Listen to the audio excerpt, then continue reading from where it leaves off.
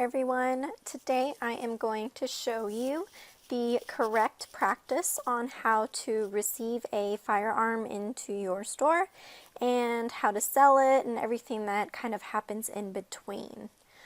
So to start this whole process, you obviously need to put the item into your inventory as well as into your bound book. And the best way to do this is through the PO and receiving screen. If you notice in the inventory screen, you can add a new item manually this way, but it will not put that firearm into your bound book. Same goes for the bound book. If you were to add a new record manually, it will not put that item into your inventory.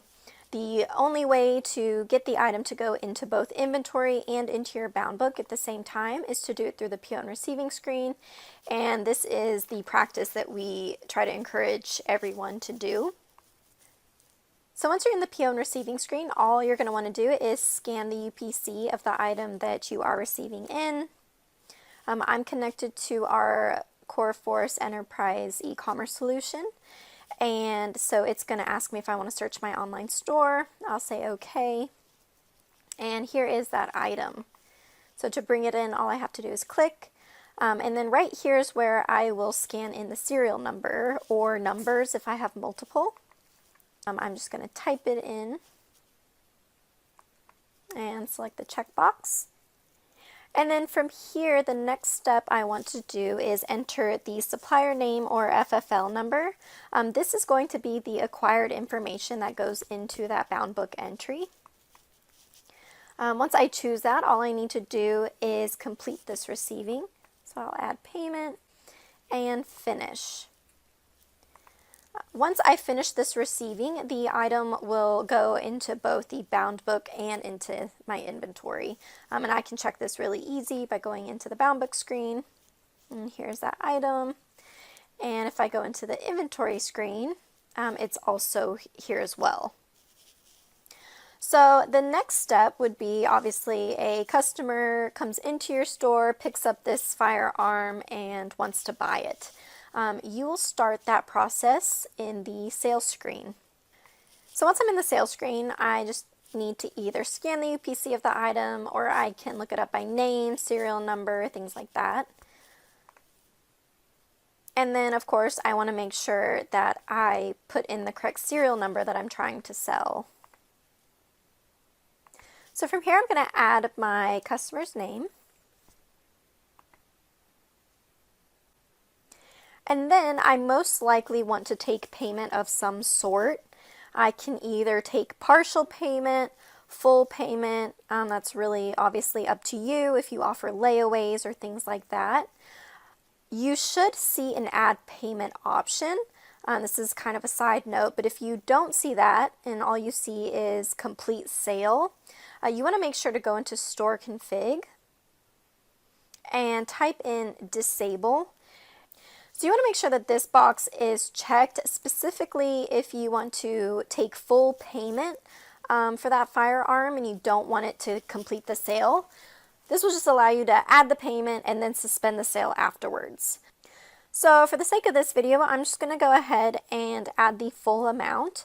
But if you do layaways and people come in to make payments often, all you would have to do is add the amount that they want to pay and then suspend the sale. And you can unsuspend the sale, add payments, resuspend the sale as many times as they need to. But for the sake of this video, I'm just going to add my full payment. And then I'm going to go ahead and suspend this sale. A really nice feature that is part of the new 4473s is that a suspended sale will now create a 4473 form. So you don't have to manually create those anymore. I will go ahead and suspend this. And as you can see, the receipt gives me a QR code as well as a ID number.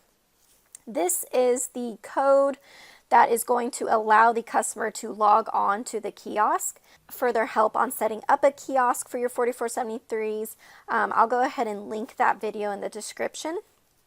For those of you that know what I'm talking about, you will now be prompted to enter a code or scan a code in order to get that customer to fill out their portion of the 4473s. So to show this, I am going to go ahead and switch to my kiosk mode. So once I'm logged onto kiosk mode, this is the screen you are going to see from now on. You will either scan that QR code that I showed you earlier, or you can just type in the code.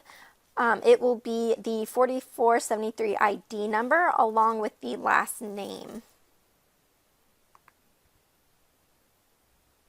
And from here, the customer fills out their information. Something I do want to note is this email address field. This is how the system knows whether or not the customer is new or existing. If you have a customer with an existing email address, it will not create a new customer profile based on that. If you have a brand new email address that someone is putting into the 4473, it will create a brand new customer profile based on that. And that's just something to keep in mind. Once the customer has filled out and submitted Section B, you will log onto your own device and complete the rest of the 4473. Section C obviously will contain NICS information if NICS applies to you. You can go ahead and get further information on the NICS check extension we offer on the 4473 page. You've got your download link as well as installation instructions. From here, you'll complete your sections. You'll make sure the background check comes back cleared. And once all of that is good to go, you can go ahead and complete your sale. It is important to note that you don't want to complete a sale before the 4473 has been completed or the background check, because once you complete a sale, the system automatically thinks that that gun is no longer in your store. So if you have a bound book record that states pending and you're trying to add it into a 4473 form, the system won't let you because a pending status still means that the gun is no longer in your store. That's something really important to keep note of. If you are wanting to add payment to a sale or go ahead and assign the gun to a sale with a customer, always suspend the sale. Do not complete it until you have the 4473 complete, the background check complete. So moving forward, now that I have done the 4473 and we're going to say that the background check was cleared, I can go ahead and complete this sale. To do this, I can just go into my suspended sales. I will unsuspend the one that I need to complete. And from here, all I have to do is click complete sale. Now, what this is going to do is either put the record into a pending status or a disposed status. So if I go into my bound book, you can see that that gun has been disposed of. This is more of a personal preference. If you would rather the gun go into a pending status so that you can triple check the disposition information, you can easily do that by going into store config, bound book, and check this box that says a sale creates a pending disposition. If you want the gun to just dispose of immediately as soon as you complete that sale, you'll just leave that box unchecked, and this is what it will do. So that is the proper workflow for selling a firearm. If you have any questions or concerns, please submit a ticket on help.coreware.com. And thank you for watching this video.